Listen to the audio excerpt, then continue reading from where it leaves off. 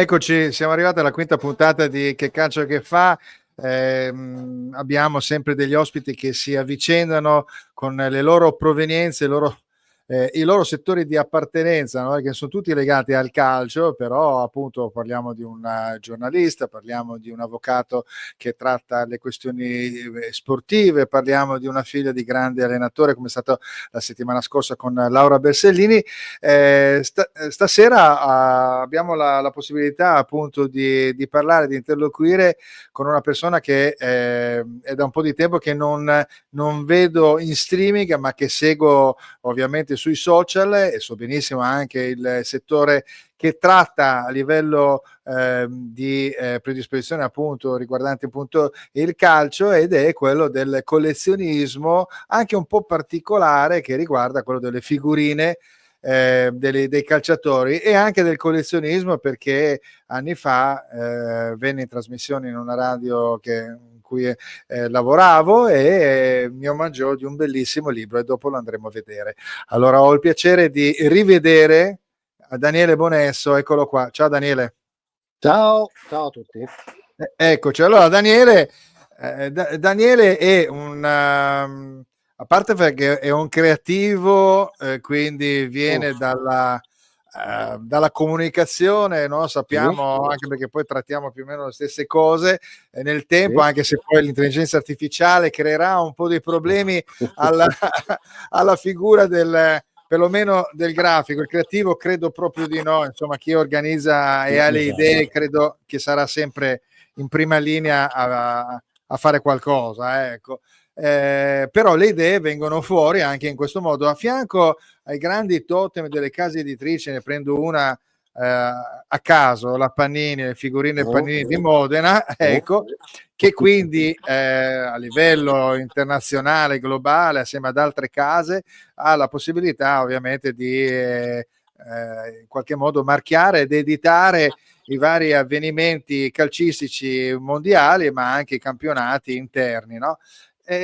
Invece in questa realtà il collezionismo si inserisce a livello quasi un po' privato, ma che dopo si allarga sulla passione di tante persone in una forma più precisa. Daniele, spiega il cubo tondo cos'è esattamente. Allora, il cubo tondo nasce parecchi anni fa come progetto grafico, quando mi occupavo ancora di pubblicità. Dopodiché le cose sono mutate appunto per l'intervento massiccio della tecnologia, che ovviamente passo passo ha migliorato tante cose, però ha anche come dire, fatto regredire il valore intrinseco che poteva avere la persona, quindi il creativo. Io ero illustratore fondamentalmente, e quindi ho lavorato per parecchi anni anche nell'ambito editoriale come illustratore, ed è una figura che è venuta piano piano a mancare anche a livello di grande editoria, proprio perché c'era la possibilità di attingere a tecnologie più economiche sicuramente, e quindi a discapito delle persone che si occupavano di questa attività. Per esempio all'inizio della carriera, parlo ormai ahimè di più di 40 anni fa, esistevano i famosi, io non ero a quel livello, esistevano i famosi visualizer, quelli che con il pantone riuscivano in un secondo a fare il bozzetto. Dopo è venuto fuori, dopo venne fuori il computer e si definì una bozza molto, in una maniera ancora più precisa rispetto a quello che era una sensazione, un aspetto, no? Perché ovviamente con i pantoni davi un'idea di quella che poteva essere, diciamo, un'immagine di una pubblicità. Col computer dovevi definirla ulteriormente, lì anche venivano fuori altri problemi, no? Perché dopo il cliente diceva: ma come quella cosa lì me l'hai fatta vedere e adesso è venuta così. Ecco, vabbè, ci sono quindi il classico problema che ci capitava all'epoca del rapporto con i clienti, no? E poi vabbè, insomma, in qualsiasi momento esiste, diciamo, un po' il cambio, no? Un po' generazionale, anche legato alle nuove tecnologie, ai nuovi strumenti, quindi ben vengano queste situazioni se vengono utilizzate ovviamente per un fine positivo, no? E che quindi non crede problemi invece a livello lavorativo. Va bene, tolto questo preambolo, arriva il momento che arriva la tua grande passione nel tempo si tramuta? Sì, allora, io sono sempre stato un collezionista di mio, per cui ho sempre avuto la grandissima passione delle figurine e tutto quello che riguardava il calcio, insomma, riviste, tutto quello che riguarda il mondo cartaceo Sì. riferito al calcio. Quindi io ho una collezione sterminata di libri, pubblicazioni, riviste, figurine, album, eccetera. E per coltivare questo tipo di passione ho provato ad associare le due cose di cui ero ferrato, insomma, la parte grafica, diciamo così, e il collezionismo. E per cui avevo deciso di provare a farmi delle serie di figurine per conto mio, giusto visto che non ce n'erano di quel tipo là. Allora, ovviamente, essendo interista, ho provato all'inizio per esempio con le figurine di giocatori della grande Inter. Poi sono passato tutti i giocatori che hanno giocato almeno una partita ufficiale con la maglia dell'Inter dal dopoguerra fino ai questa anni per 80. esempio è bellissimo, no? Anche Sì. perché poi recentemente ho visto un post di un giornalista in area interista che ha riportato un'immagine globale di non so quante decine di teste di grandi calciatori, no? Non so, saranno 200, anche più forse, all'interno di un'immagine, e quindi li vai a rivedere tutti, e poi tra parentesi sono quelle magari un po' più iconiche mentre segnano il gol, quindi hanno la faccia della gioia, no? Eccetera eccetera. Alcuni sono anche dei giocatori che sono stati proprio delle meteore, tipo non so, Taider, tanto per dirne uno, però era dentro. Però fa parte, Ce ne sono tanti, ha giocato, quindi sì.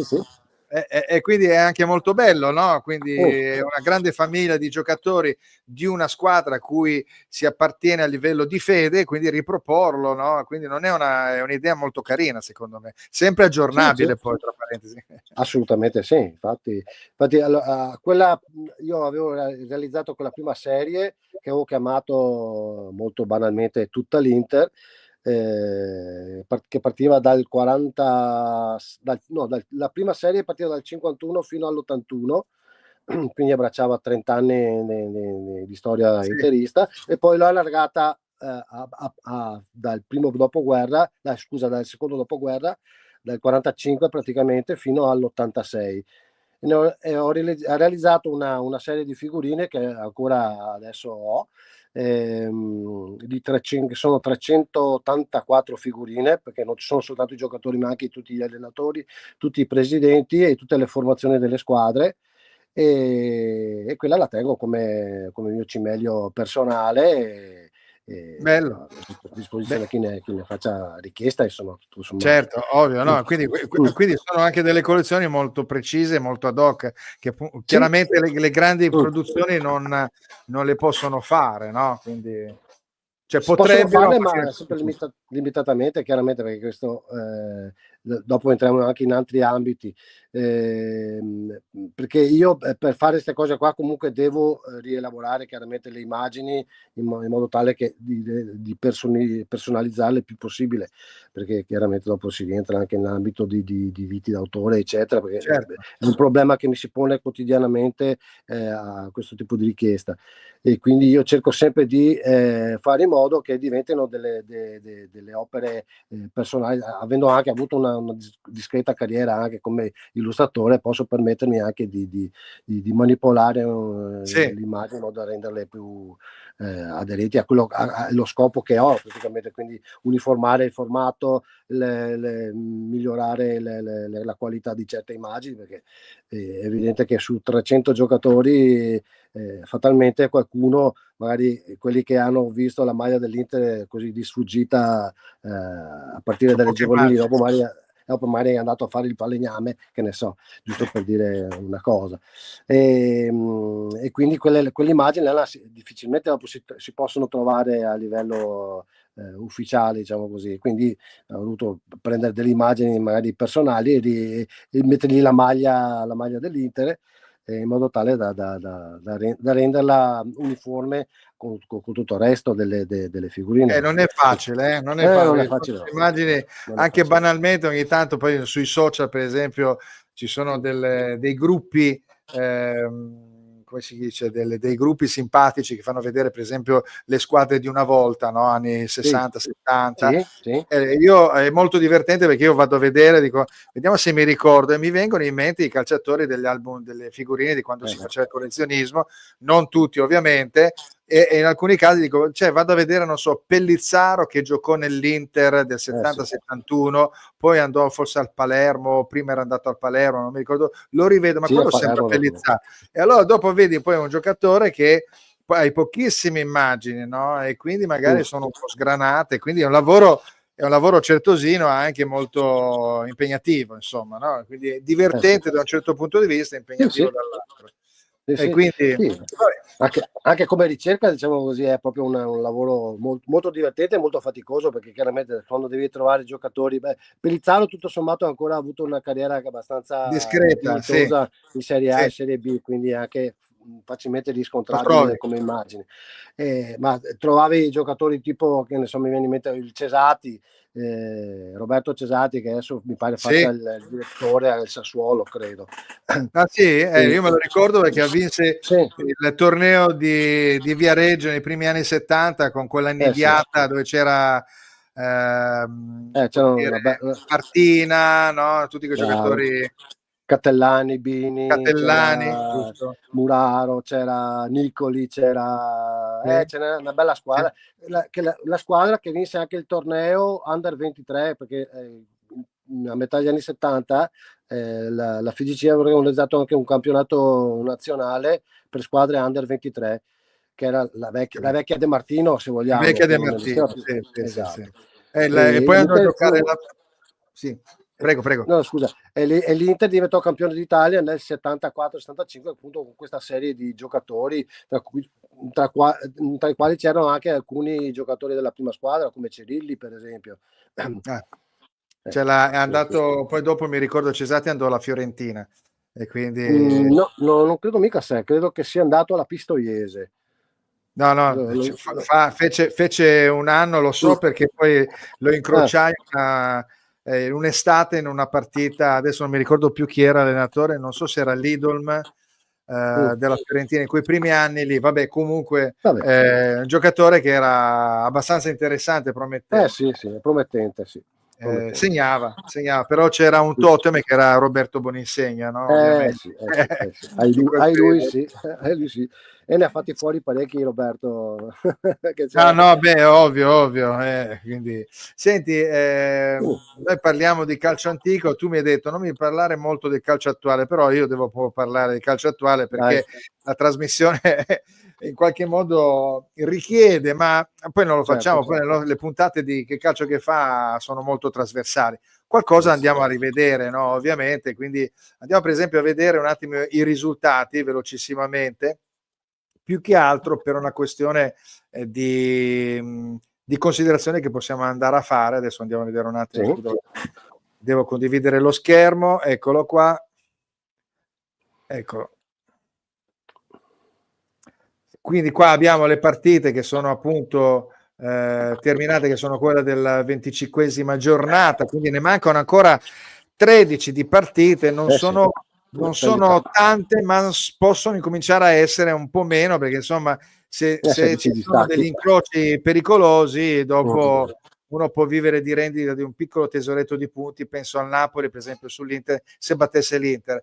Abbiamo dei risultati che riguardano per esempio il Bologna che vince 3-2 in casa, l'Atalanta che impatta, pensando più che altro alla partita di domani che deve ovviamente fare contro il Bruges in casa, in cui ha messo una squadra diciamo un po' più di seconde linee, la Lazio che pareggia all'ultimo con il Napoli, il Milan che fa fatica col Verona e vince 1-0, la Fiorentina che perde dopo un periodo positivo col Como 2-0, il Monza che strappa un punto con il Lecce perché alla fine poi non serve a molto, l'Udinese che strapazza l'Empoli, il Parma che perde con la Roma ed è adesso hanno esonerato anche Pecchia, l'Inter che perde ieri sera uno scontro molto ma molto importante, anche pronto per poter, vincendo a Torino, poter scavalcare il Napoli, invece rimane con un punto ulteriormente in meno. E stasera invece abbiamo Genoa-Venezia. C'è un risultato di questi che in qualche modo ti ha colpito, per esempio? Perché esiste sempre un po' una sorta, diciamo, di... ecco, dimmi, qual è che... al di là probabilmente della partita dell'Inter, di cui sono ancora abbastanza deluso, diciamo, è un eufemismo, quello che sto dicendo. No, mi ha colpito molto, francamente, la sconfitta della Fiorentina.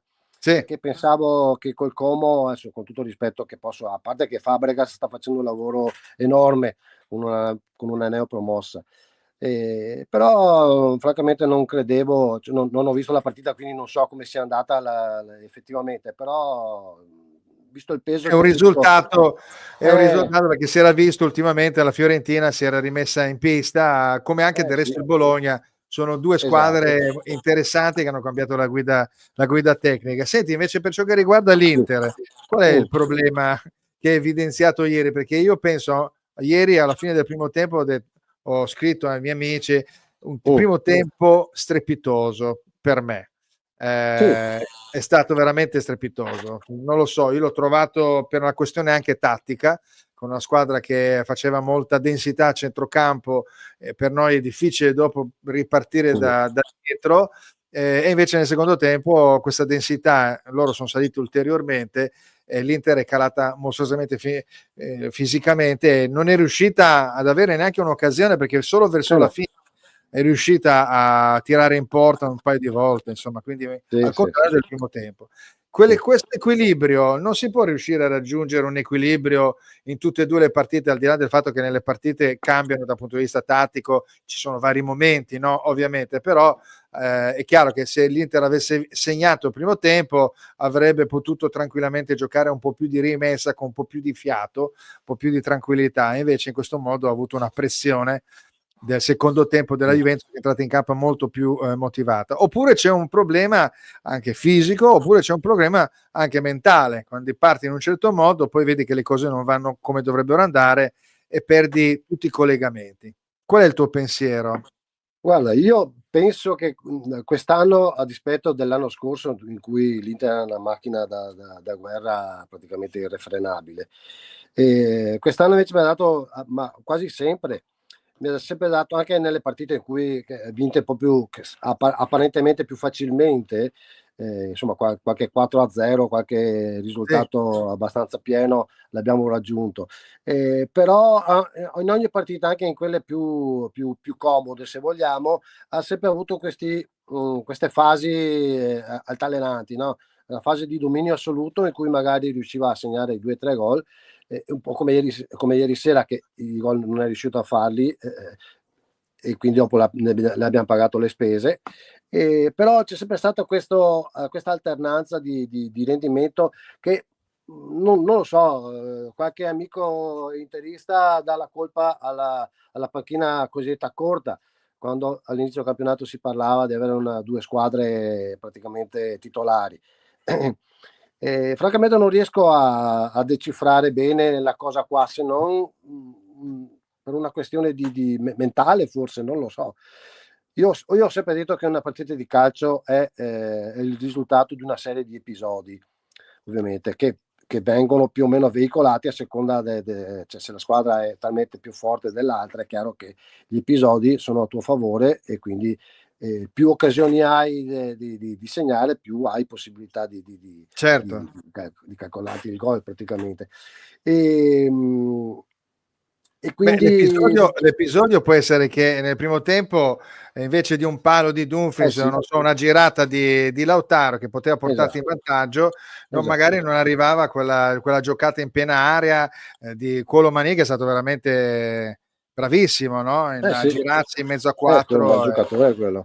E quindi arrivato a un certo punto c'è un discorso di episodi, la sostanza, infatti al di là degli episodi andiamo ad analizzare la sostanza delle due prestazioni, un primo tempo per l'Inter e un secondo tempo per la Juve. Sì.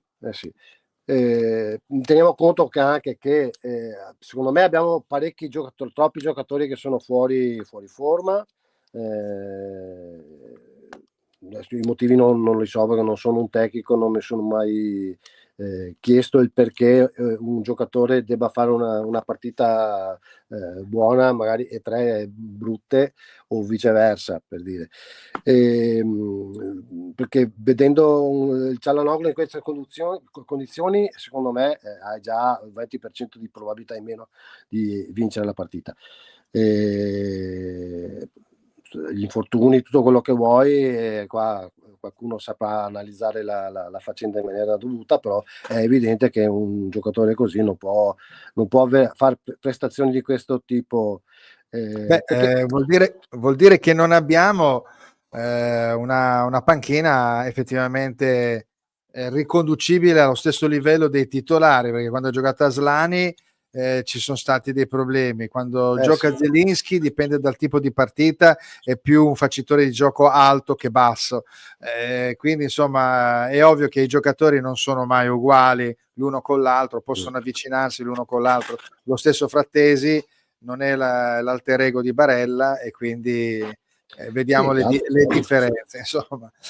Vabbè, esatto. quindi, senti, Sì. il discorso legato invece al campionato, che riguarda appunto, proseguiamo un attimo sul campionato, il discorso che riguarda appunto la classifica, quindi il Napoli, no? Perché tra 2 settimane si deve giocare appunto la partita Napoli-Inter. Chiaro che l'Inter poteva avvicinarsi con un tesoretto di punti, se gli fosse andato tutto bene sarebbe stato il pareggio col Bologna, un pareggio magari a Firenze invece di prendere una scoppola di tre gol, andare a vincere o perlomeno a pareggiare la partita di ieri, vorrebbe dire probabilmente essere avanti di un paio di punti rispetto al Napoli.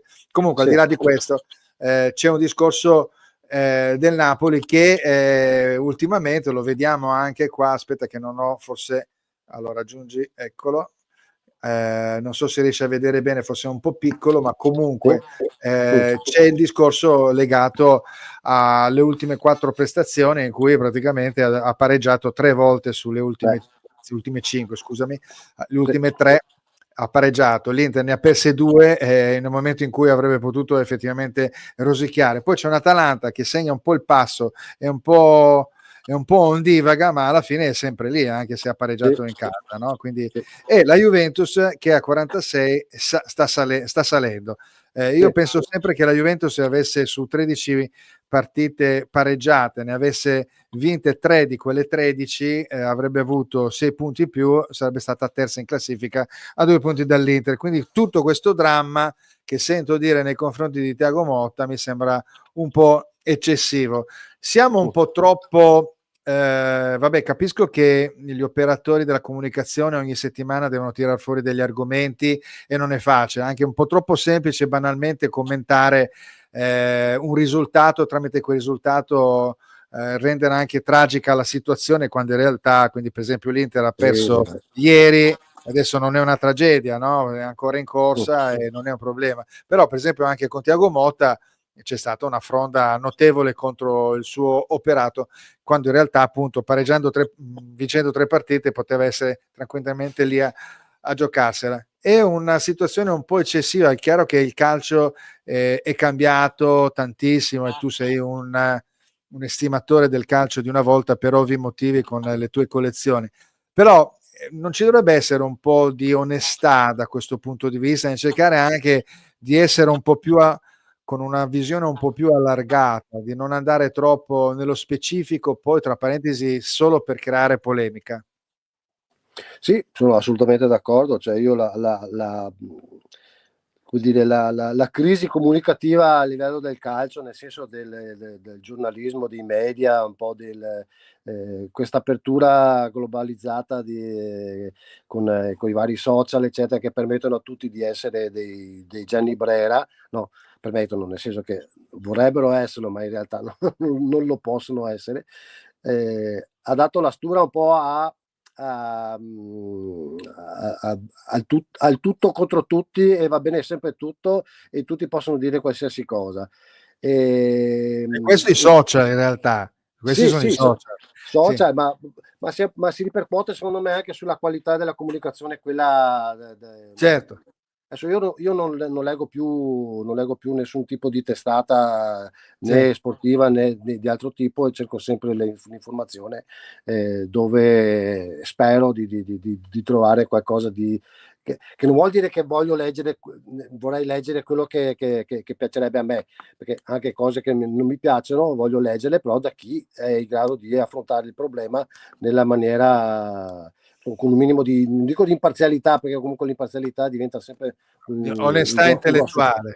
Onestà intellettuale, capito? Se devo dire una cosa la dico perché effettivamente la penso, quindi bisogna cercare la fiducia in questo senso. Una volta la fiducia era data a priori, perché quando leggevi un articolo di Gianni Brera, che tu fossi il contrario, che tu fossi a favore, sapevi comunque che era un giudizio di un certo livello, e Se quindi aveva. sì, sì, sì, no, io sono d'accordo, però comunque era tosto, certo con molta più classe, comunque Beh, separava i giudizi, c'erano persone che non erano d'accordo, poi però alla stesura dell'articolo in sé era già pura poesia, e quindi già questo è una cosa che consente di avvicinare, diciamo, anche quelli che non erano perlomeno consenzienti alle sue idee, insomma, uniformati alle sue idee, no? Personali. certo, certo. La Quindi, forma secondo me è stata una parte non fondamentale di più della comunicazione. Quando una volta ti prendevano in giro, dicendoci sembra che guardavi un libro, invece di leggere guardavi le figure, cioè le riviste tipo un Guerriero Sportivo di quegli anni là, solo a guardare le figure era già una forma anche perché ti permettevano di comprendere come fosse andata una partita che nessuno poteva essere in grado di vedere se non andando allo stadio. Adesso invece tutti si guardano tutte le partite, ma se le guardano anche 3 volte consecutivamente, giusto per avere più certezze, no? Per poter fare polemica anche alla sì, giornata. c'era anche un fatto che c'era poca offerta, no? Cioè, nel senso che No, non ce n'era proprio. è chiaro che alla fine anche da ragazzi, da ragazzine, bambine si ritagliavano gli articoli e se li tenevano così, si attaccava, si faceva degli album, Scherzo, chiamiamoli così, scherzo. amatoriali, no? Attaccandoli sul Mm. blocco a quadretti, no? Sì, Ognuno di noi ha fatto cose di questo tipo, ecco.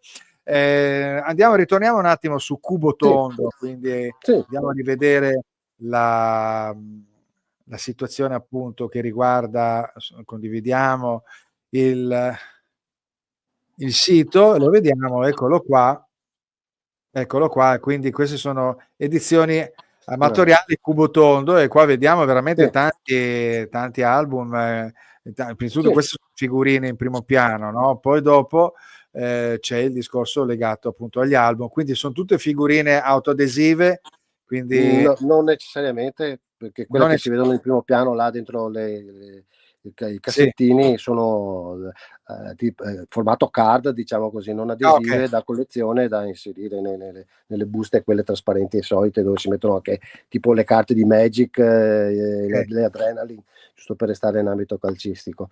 ho capito. Quindi faccio Ecco. questo, e le adesive sono soltanto quelle che vanno sugli album, perché io realizzo anche gli album. E Ecco, io non quindi sapevo di questa sì, cosa, sì, quindi, sì. quindi si possono inserire negli album amatoriali, chiamiamolo così, proprio amatoriali, con lo Assolutamente sì. spazio per le buste, per le bustine per ogni figurina in plastica, No, oppure sì, gli sì, album esatto. tranquillamente, sì, ho Sì, capito. sì, sì, esatto, esatto, Ecco, esatto. qua vediamo un esempio di Svezia Sì, 1958, il campionato del mondo vinto dal Brasile, il primo sì, campionato del mondo vinto dal Brasile di Pelé. Qua abbiamo appunto degli esempi, quindi l'Euro del 1968-72, sì, ovviamente, quindi l'Italia con la Germania, vinse dall'Italia del 68. E poi esatto. abbiamo le figurine qua, ovviamente si intravede Rivera, Pelé, Facchetti. Qua a destra abbiamo il libro di Facchetti, e lo facciamo vedere, dopo lo facciamo vedere in primo piano. Mm. E poi, vabbè, insomma, quindi ci sono tutte le Sì, poi varie, le materiale varie vario, collezioni. chiaramente, che vendo anche collezionismo tout court, nel senso quello tradizionale delle figurine Panini, quindi ho un po' di tutto in vendita. Quello che si Sì, vede qua sul catalogo è tutto il materiale realizzato da me, praticamente dove sono andato ad attingere l'argomento che tratto, praticamente sono tutte cose che non sono state fatte in epoca precedente, quindi gli europei dal 60 al 76 certo. che non sono stati mai coperti da nessun album. Quindi io sono andato a riproporli ovviamente a giochi fatti, quindi sapendo chi era il vincitore, quindi mettendoci effettivamente Certo. tutti i giocatori che effettivamente hanno giocato e le squadre che hanno È un vinto. lavoro certosino, anche perché poi Assolutamente. tutte le partite, i tabellini delle partite, gli incroci, e poi comunque recuperare il materiale non era per niente No, non è per niente semplice, facile, no, no, quindi infatti. è un Ma bel non solo macello recuperarlo, come dicevo prima, anche di elaborarlo, perché chiaramente poi rielaborarlo. devo personalizzarlo a seconda delle esigenze, chiaramente delle richieste che ho anche da parte dei collezionisti. Immagino, tra parentesi, io ho Mm. una cosa simile, appunto, editato, non mi ricordo più se da epoca degli anni 60, del campionato del mondo del 66, e io attaccai, mi ricordo che tagliai insieme a mio padre le figurine, ma non erano figurine, Epoca. erano delle foto di vario livello, Sì, si sì, sì. attaccavano, Sì. e alcune erano già stampate in bianco e nero, quindi con la retinatura abbastanza grossa, sgranata, Sì. e le figurine, che poi alcune che erano proprio, erano colorate di queste immagini, no? Quindi avevi la faccia un po' incarnata, diciamo normale, però vedevi che c'era l'azzurro dell'uruguaiano che era un po' stato apportato, ecco, ed era stato ideato da Gianni Brera, aveva i commenti di Gianni Brera. Ed è una cosa Sì. che però il bambino in quella situazione si ricorda tutto. Io me le ricordo tutte quelle immagini, a rivederle ce l'ho ancora, ed è bellissimo, quindi ha un significato anche per le persone che anche in precedenza hanno attraversato quel periodo in una forma, diciamo, cosciente dal punto di vista calcistico, no? Quindi riuscire a Sì, sì. recuperare. Beh, Comunque ce tu ne sono tanti. considera solo che io e te siamo più o meno della stessa generazione, ma considera che l'unica maniera che avevamo noi di associare un nome di un calciatore a una faccia erano le figurine, se guardavi Sì, bene, certo. capito? Certo. Ti parlavano, che ne so, di Pellizzaro, giusto per citare il nome che abbiamo detto prima, Sì, chi era costui? Perché un Mazzola Rivera è anche facile da ovvio. riconoscere. Però un Pellizzaro, come facevi a capire chi era questo Pellizzaro? E poi, Sì, ma poi ce n'erano anche due, perché c'era anche un portiere che si chiamava Pellizzaro. sì, Pellizzaro è morto settimana scorsa. Esatto, bravo, Sì, bravo, sì, bravo. sì, sì, Sì. sì, era con la Sampdoria ed è stato, tra parentesi, collaboratore della nazionale, mi sembra, per un certo periodo. Va bene, abbiamo visto insomma l'edizione del Cubo Tondo, quindi insomma sempre molto ma molto interessante. Quindi Sì. tra parentesi dovreste entrare in relazione con Marco D'Avanzo di Soccer Data, non so se lo conosci. Sì, voglia.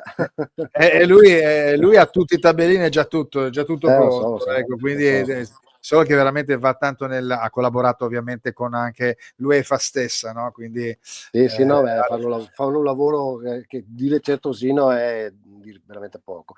anche in quel caso lì sono produzioni ad hoc, quindi non si sta parlando di Certo. collezionismo alla Panini, ma molto preciso, ovviamente Sì. andando a favore delle persone. Insomma, c'è un movimento, insomma, di tanta gente che a livello amatoriale si avvicina veramente per passione, no? A delle cose anche trasversali, no? Perché è facile dire il nonno compra l'album per il nipotino ogni gennaio per la Serie A, no? Per dire, invece queste sono cose più mature, no? Da un certo punto di vista. Sì, diciamo che è portare il collezionismo il vecchio collezionismo fatto per noi ragazzi diciamo così, a un'età più adulta. Tanto è vero Certo. che quando vado alle fiere ci trovi sempre gente che il più giovane, secondo me, supera i 40 anni, giusto per Sì. dirti, fai fatica a trovare i ragazzini piccoli, cioè quelli vengono per fare lo scambio dell'ultimo album, ma Certo. vedo anche i miei figli che adesso hanno 26 e 23 anni, all'inizio raccoglievano le mie doppie e facevano il loro album, ma era semplicemente per gioco, perché dopo non ne fregava assolutamente nulla. Adesso non c'entrano assolutamente niente con questa cosa qua, non Senti, sanno neanche di cosa si tratta. Là. allora io ho questo Guarda che bellissimo libro, vedi dietro? gli Dietro qualcosa, originali, c'è certo. qualche Lì foto, è un po' il reliquario, è un po' il sì, reliquario. sì. Senti, questo libro qua è fantastico, ma tu vai avanti ovviamente con la collezione, no? Qua ragazzi sono delle immagini di Sì, sì. pacchetti meravigliose che bisogna andarla a vedere Sì. ognuna, no? Per far vedere effettivamente la sua forma di collezionismo, quindi andare a reperire sia a livello di figurine, eccole qua per esempio le figurine, ma anche dai vari Cartoline, riviste, eccetera. cartoline, ma anche dalle riviste, no? Quindi da giornali. Anche Vai perché avanti? Vai avanti in questo? come Questa collezione sì, la collezione di tua pacchetti collezione no. stai andando avanti, questo è chiaro che racchiudeva tutto quello che avevi Quello che avevo al raccolto. momento. Certo, Scusa? infatti nel frattempo sono andato avanti, insomma, anche abbastanza corposamente, tutto sommato. Allora io parlando solo di figurine ne avevo contate circa 350 tipi diversi, senza considerare le varianti della stessa Sì. figurina. 350 circa figurine diverse da tutto il mondo, però ogni mese ne scopro una di nuova, di una collezione che ne so fatta ecco, il mondo sconosciuto è quello dell'Est Europa, che all'epoca chiaramente era racchiuso Bloccato, dalla certo. e quindi ogni tanto mi ritrovo qualche figurina di Facchetti, che scritto esattamente F-A-K-E-T, una T sola, Una I, Facchetti. Facchetti, gli album jugoslavi, che hanno un fascino assolutamente favoloso per chi ama quel tipo di collezionismo. E quelle Potevano sono dimmi. potevano scrivere anche Cipelletti. Sì, beh, ci manca poco secondo me. Visto che Herrera lo sbagliò, lo chiamò Cipelletti. Esatto. E avevo rimasto Senti, chip per tutta la vita. mamma il Cipe, è incredibile. Mh. Insomma, ovviamente non ti faccio neanche, perché la risposta sarebbe la stessa, il raffronto tra calciatori di quel periodo e calciatori di adesso, no? Io ho rivisto proprio recentemente la domenica sportiva, un pezzo di domenica sportiva della squadra che vinse nel 70-71, no? Perché è uscito un libro di Pierluigi Arcidiacono su l'interspaziale, no? E sono presenti, c'è Alfredo Pigna che presenta, insomma c'erano tutti quelli Vitaletti, insomma tutti i personaggi della Moviola, c'è Invernizzi, c'è Fraizzoli, con la Lady Renata, c'è Boninsegna, c'è una situazione di ragazzi, non so, con la faccia pulita, anche molto timidi, che ridono tra di loro, ma in una maniera veramente semplice. È pazzesco, e dire che erano anche loro, cioè magari ovviamente stipendi minori di quelli in proporzione, però erano dei privilegiati anche loro all'epoca, no? Certo che sì. È cambiato tutto, insomma, da questo punto di vista, no? Quindi Sì. adesso siamo diventati un po' troppo dall'altra parte, nel senso che c'è un aumento penso ai capelli fucsia di Teo Hernandez, che a me ha fatto abbastanza impressione, e milanisti altrettanto, perché credo che non sia molto bello, credo ci deve essere una sorta, non dico di decoro, ma almeno è un momento difficile per il Milan, credo che queste cose qua infastidiscano non poco.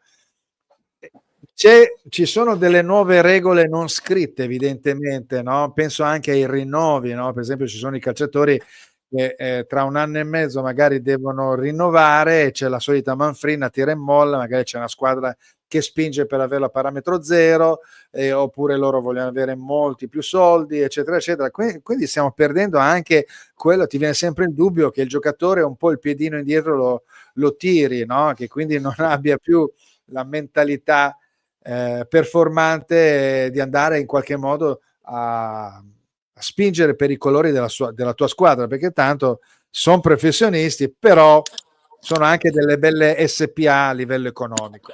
Esatto. Sono diventati dei brand, come si dice adesso, no? Esatto. E Esatto, quindi questa situazione in qualche modo, poi dipende chiaramente da calciatore a calciatore, questa chiaro. situazione in qualche modo potrebbe essere ancora più pericolosa. Penso anche poi all'avvento del VAR, che non fa altro che creare polemiche. Insomma, c'è una distruzione di quelli che sono i dettami del calcio di una volta. Quindi in che cosa dovremmo ritornare un po' indietro? Eh. Allora, se devo parlare col cuore, secondo me bisognerebbe azzerare completamente la situazione e ricominciare da capo. Però ovviamente, Tutto. sappiamo che non è possibile, non è fattibile, quindi vabbè, Ma la cosa lasciamo. che ti sta più a cuore, per esempio? Ce ne son troppe Sì. perché a me questo calcio non piace proprio nella maniera, infatti dico sempre tra il serio e il faceto che sto cercando di smettere, no, di disintossicarmi da questo tipo perché io continuo a guardare per esempio solo le partite della mia squadra del cuore, ma Sì, le guardo sempre con un po' meno, le le altre un po' meno. sì, no, le altre proprio 0, non guardo più nulla, a parte forse un po' della la nazionale, il Barcellona, che è l'altra Sì. squadra che per cui tifo. Se no per il resto non guardo proprio perché mi ha così, sono congestionato da troppo calcio e troppo, come dire, portato agli estremi. Io parlo sempre che ormai è diventato un circo equestre dove i calciatori poveracci fanno sono i clown, se vogliamo, no? Quelli che fanno oppure Beh, se vogliamo questo tornare un un po' po' forse lo è sempre stato, no, cioè il ma calciatore è l'artefice, ma è anche manipolato, no? Ma sì, ma diciamo che le aspettative erano anche diverse da parte nostra, di noi tifosi. No, tu andavi a vedere la partita e volevi vedere 4 ragazzi in mutande che tiravano calcio a un pallone che dovevano segnare per vincere la partita, punto e basta. Non c'era questa idolatria, ma un po' che sa un po' di rancido, se vogliamo, no, perché, è un po' la stessa cosa che accade anche per la musica, visto che abbiamo citato la musica, ma per tanti altri, ma anche in politica è così alla fine. Ormai non c'è più una, come dire, un seguire una corrente, un'ideologia, perché sei convinto che sia quella corretta e quindi ti fidi della persona che si fa carico. È tutto un insieme da una parte vanno a caccia di voti, dall'altra vanno a caccia di like sui social, perché i calciatori ormai sono diventati appunto dei brand dove vince il Cristiano Ronaldo della situazione, che è un grandissimo giocatore, però dal punto di vista dell'immagine, secondo me è uno di quelli che hanno devastato il mondo del calcio più di tanti altri. Ecco, perché è un discorso molto ampio, quindi bisogna tornare molto, Sì. molto indietro, perché per esempio il VAR utilizzato così è parzialmente utile. Gli arbitri in qualche modo vogliono avere, diciamo, presenza nelle decisioni e certe volte forse sono anche un po' ingombranti. Il calcio di adesso è un calcio che si gioca in 20 metri, per dire, quindi non c'è più il calciatore eccetto Messi che ormai è a fine carriera, però il calciatore che ti salta l'uomo non esiste più, no? Sono tutti giocatori di posizione e l'Inter ne sai qualcosa perché sono tutti giocatori in cui non saltano l'uomo. Va bene, senti, facciamo invece un parallelismo con quello che è appena stato e che si è appena concluso, visto che tu sei un appassionato di musica e di chitarra e quindi vedere è appena finito il Festival di Sanremo. Allora io ho notato che questo Festival di Sanremo, al di là del fatto che è sempre criticabile, giustamente, però alla fine tutti un po' lo evitano fintamente, lo disprezzano, però alla fine l'audience c'è sempre, quindi qualcuno lo guarda. Sì. A me ha fatto piacere che quest'anno non ci sono stati, diciamo, troppo rap, troppo trap soprattutto, ma una sorta di ritorno alla bravura, saper suonare, saper cantare e delle canzoni decenti, anche se non sono state secondo me eccezionali. Però ognuno ha il proprio modo di vedere. Sei d'accordo anche tu sul fatto che forse sta rientrando, perché in questi ultimi anni io ho un po' sofferto la deriva. Tu hai sofferto per il calcio e io ho sofferto un po' di più per Non la ho sofferto musica. anche per la musica. Sofferto anche tu, no? Quando senti delle cose di gente che non sa cantare, che è in testa alla classifica, c'è qualcosa che non va. Forse hanno capito, hanno fatto ammenda le case discografiche che lanciano poi tramite i talent dei personaggi che poi cadono nel dimenticatoio. Forse abbiamo fatto un passo indietro, ma è stato molto positivo questo. Secondo me sì. Adesso io non ho visto neanche una puntata, ho sentito qualche canzone ogni tanto, però cerco sempre di tenermi informato appunto nella pluralità di punti di vista, sia di quelli che adorano questo modo di far spettacolo, sia da quelli che dei detrattori praticamente di questo genere di spettacolo, intendo. Allora, io sono rimasto legato ovviamente a un certo tipo di musica, di fare musica, di proporre la musica, perché io ovviamente sono rimasto legato all'Iva Graziani, a gente come De André, come Gaber, cantautorato, certo. Tutta gente che purtroppo non c'è neanche più e quindi non hai neanche più la possibilità di sentire. Mi è rimasto soltanto, dico sempre che mi è rimasto soltanto Francesco De Gregori e che io ce lo conservi ancora a lungo, che ne abbiamo bisogno di personaggi così. E quindi essendo legato a questo tipo di comunicazione con la musica, perché parliamo proprio di comunicazione, di quello che ti dà la sensazione che ti dà ascoltare un certo tipo di musica, di canzoni. Sanremo secondo me è sempre è stato un punto, io l'ho sempre seguito, pur non apprezzando precisamente quel genere musicale, però l'ho sempre seguito perché è una forma di spettacolo che ha mette la musica al centro, però ovviamente deve badare al sodo, se vogliamo, no? Leggevo gli anni scorsi che dicevano che gente che brontolava perché veniva che non so, veniva il Benigni, si faceva dare i 100.000 euro. Sto parlando cifre a caso, per carità di Dio. No, per dire l'ospite. L'ospite che era strapagato, però dicevo, ma questi soldi qua lo potresti usarli per, che ne so, per la sanità, soliti qualunquismi da strappazzo, quando si sa benissimo che insomma il ritorno commerciale di uno spettacolo come Sanremo è notevolmente alto e quindi possono permettersi anche di avere ospiti di un certo livello e strapagati. E quindi è uno spettacolo che va di pari passo e quindi si deve adeguarsi ai tempi. Adeguarsi ai tempi vuol dire stare a livello delle richieste anche dei più giovani. I più giovani richiedevano la musica trap o quello che i ragazzi giovani, se vogliamo, perché francamente rivedere un mito come Massimo Ranieri,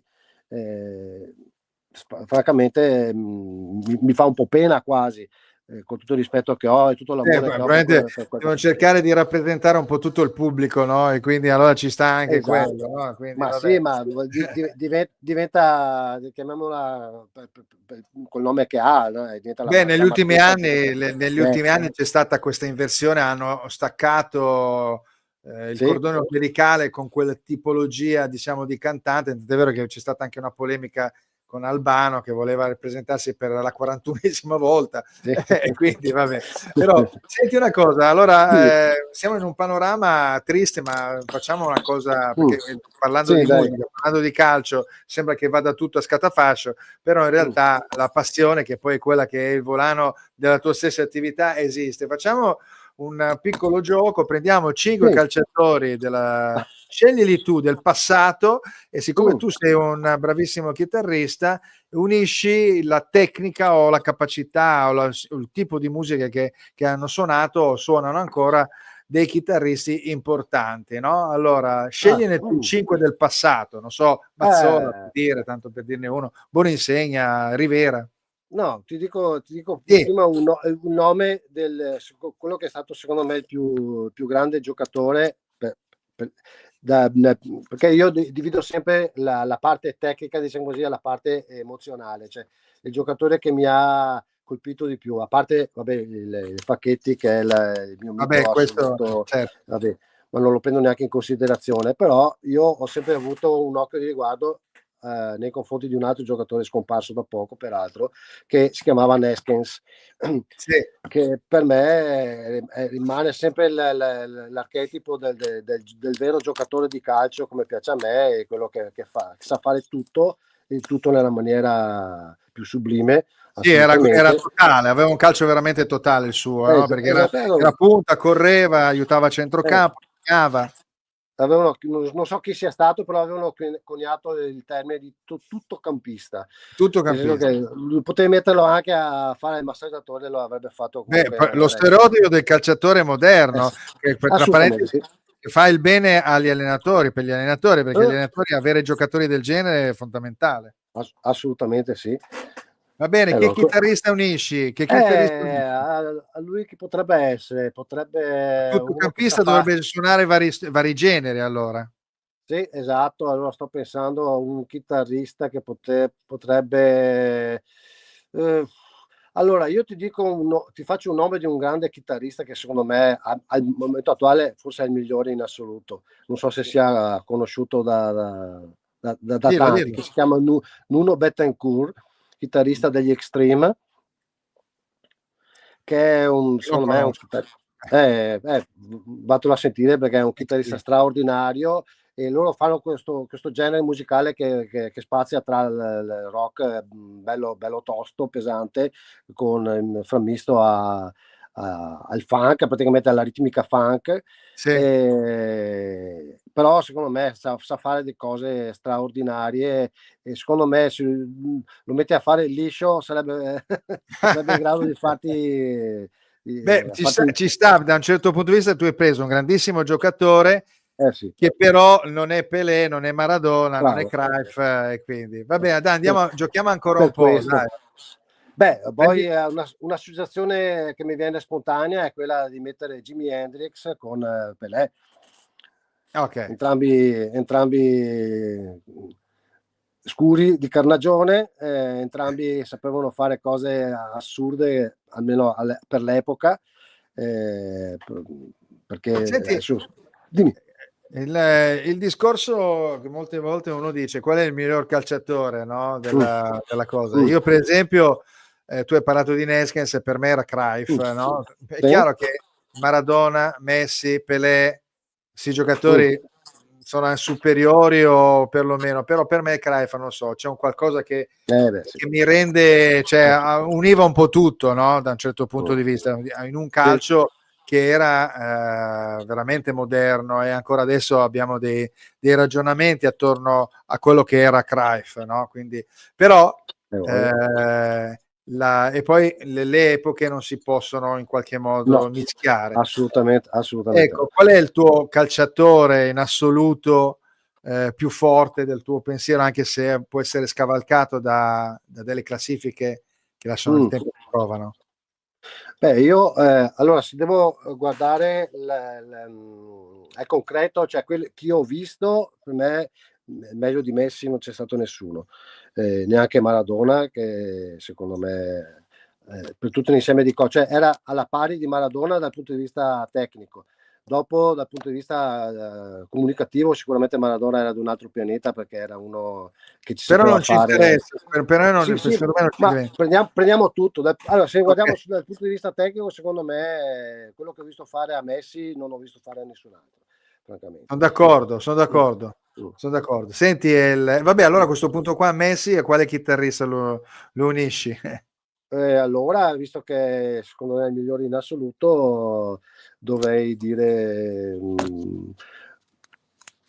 David Gilmour, chitarrista di Pink Floyd.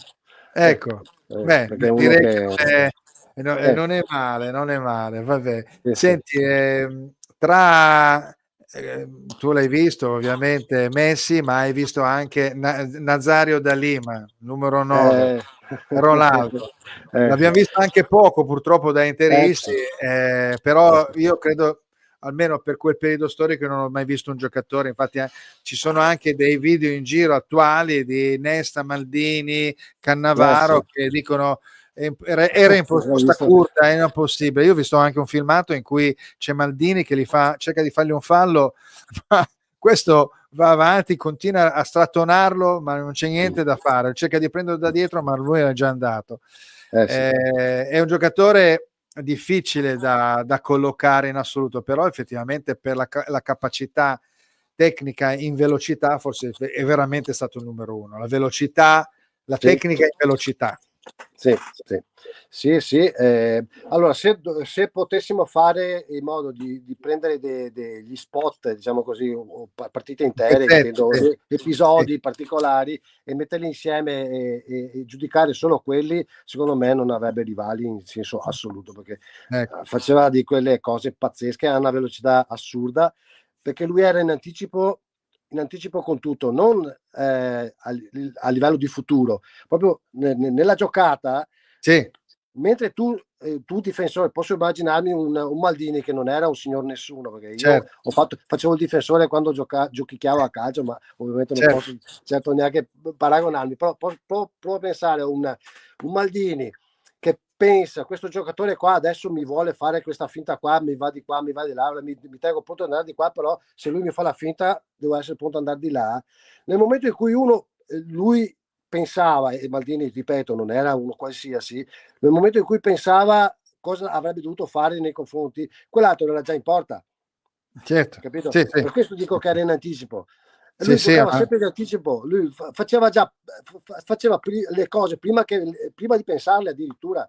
Sì. Ti prendeva il tempo perché aveva questa capacità di velocità con la palla al piede. Ed era puro istinto, era, capito?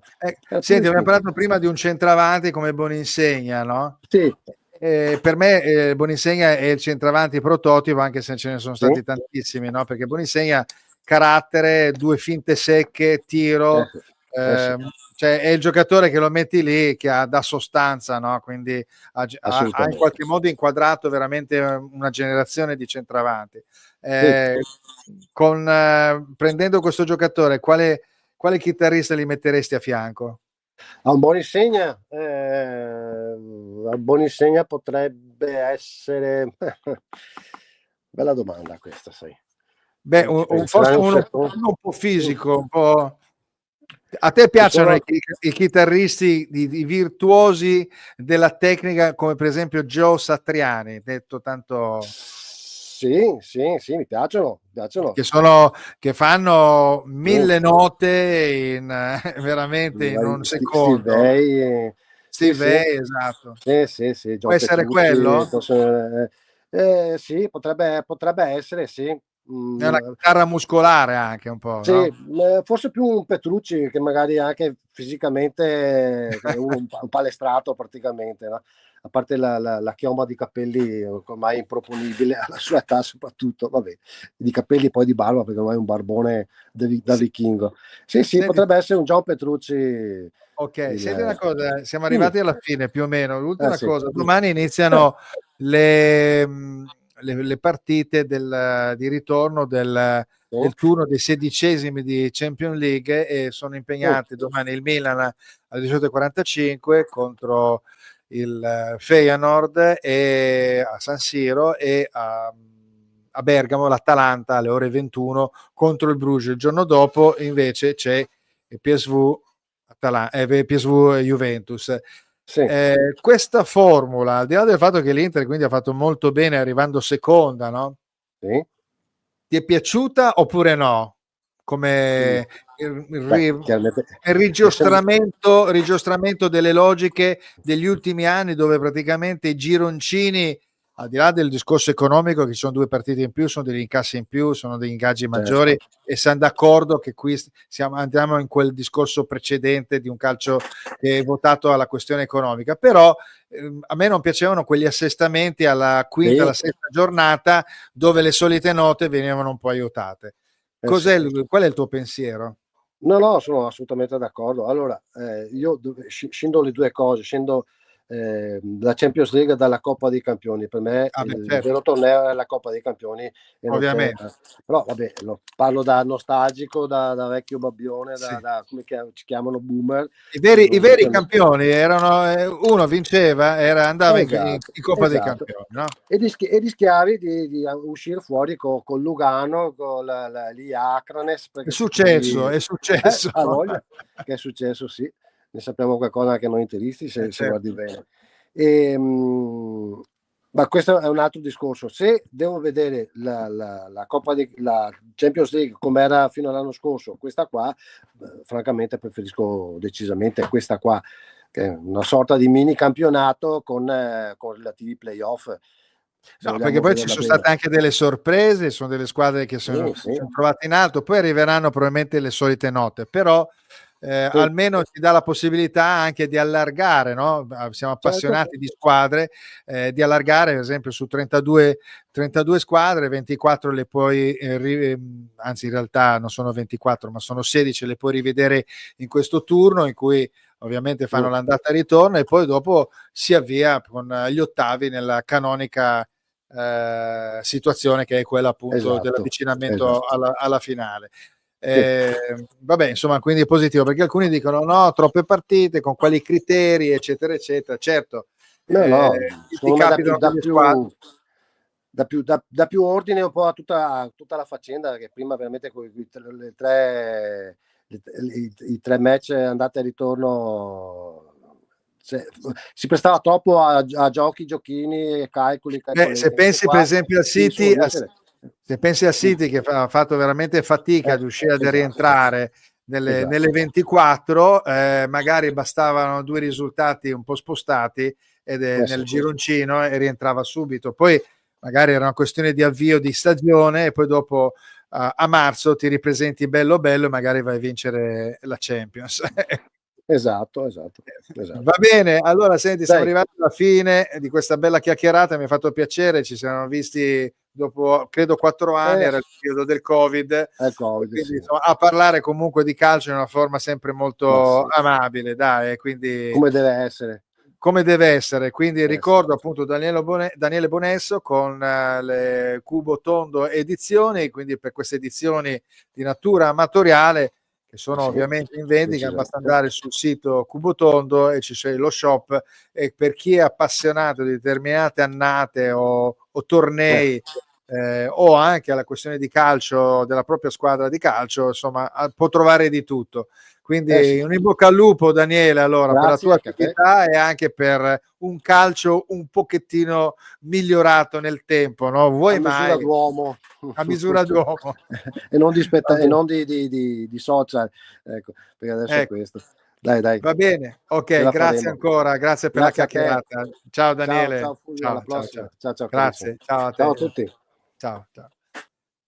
Vabbè, bella chiacchierata, perché insomma si parla di calcio, non dobbiamo parlare per forza sempre di polemiche, perché le trasmissioni ormai sono create, appunto, come parlavamo con Daniele, a favore dei social, dove chiaramente tutti possono dire la propria, per carità, ci mancherebbe altro, però insomma con cognizione di causa sono poche le persone, e quindi a me fa piacere di avere delle persone che con cognizione di causa, anche per le loro passioni, le loro attività, si avvicinano al mondo del calcio e possono dire qualcosa di più interessante, e oggi abbiamo avuto appunto la conferma con Daniele Bonesso. Auguri alle squadre italiane domani e dopodomani, al Milan, all'Atalanta, alla Juventus, perché mi dispiace veramente che ci possano essere degli incroci fatali.